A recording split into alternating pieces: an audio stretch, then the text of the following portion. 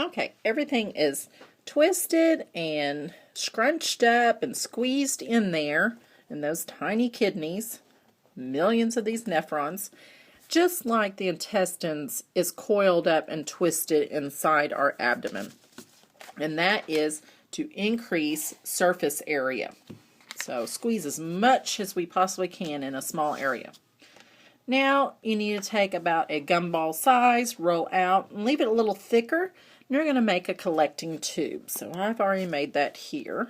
Collecting tube. And it's going to go there. So after you catch up and you make your collecting tube, you can pause it right now if you need to.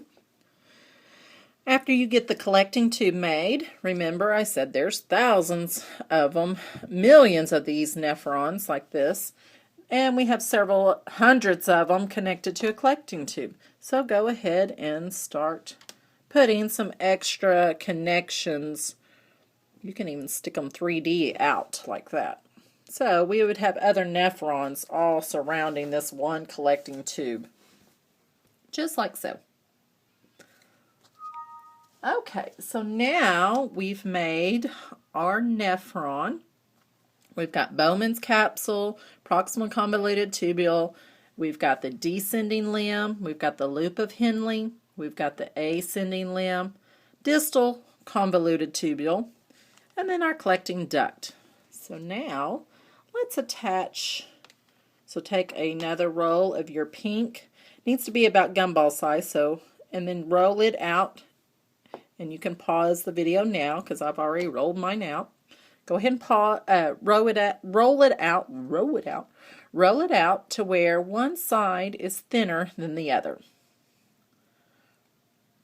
because we're going to connect this one to our efferent again, so we don't want it big and fat. Okay, so go ahead and connect that to your efferent. Okay, you see there, I connected it to the efferent. Just try not to make it bigger than your afferent. So I'm going to kind of size it down a little bit. Squeeze it down so it's not quite as big. There we go. So the afferent is still bigger. Wipe my screen. There. It's a little clearer now. Okay, so go ahead and lift up your proximal convoluted tubule, and we're just going to kind of thread these peritubular capillaries around your nephron or your tubules. The whole thing is a nephron, but these are our tubules, and these are the pericapillary oh, come on. Can you squeeze around there?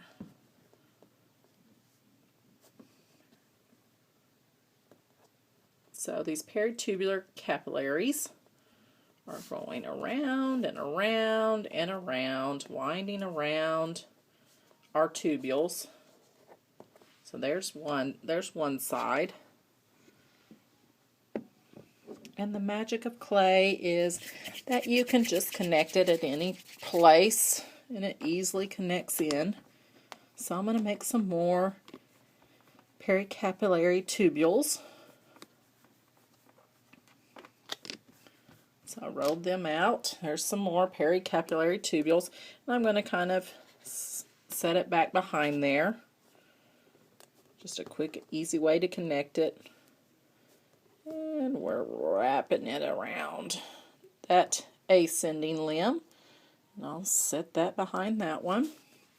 Get you another ball out of the red and roll it out.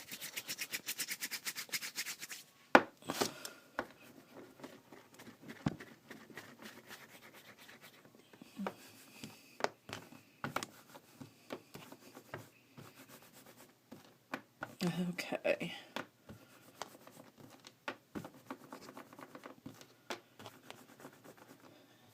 And again, yours will look a lot better than mine. You'll be taking your time doing yours. Okay, I'm going to just kind of place it back there behind it. Kind of fake it. And just wind it around there again. It's kind of sticking everywhere. peritubular capillaries. And like I said, you can make it pretty. You don't have to be an ugly mess like mine. I'm just trying to do it a little quicker for time purposes. Okay, so then we can go ahead and pinch it off there. Okay, so there is our nephron with our afferent artery coming in, or arterial, to the glomerulus inside there, and then we got efferent coming out, creating our peritubular capillaries. And so we could have down here a renal artery, and then have an artery coming off of it, a renal artery, and then have it connect to this afferent arterial. But we won't do that. But just keep in mind that it's a renal artery that is coming in into a smaller artery, and then all the way down to an afferent arterial.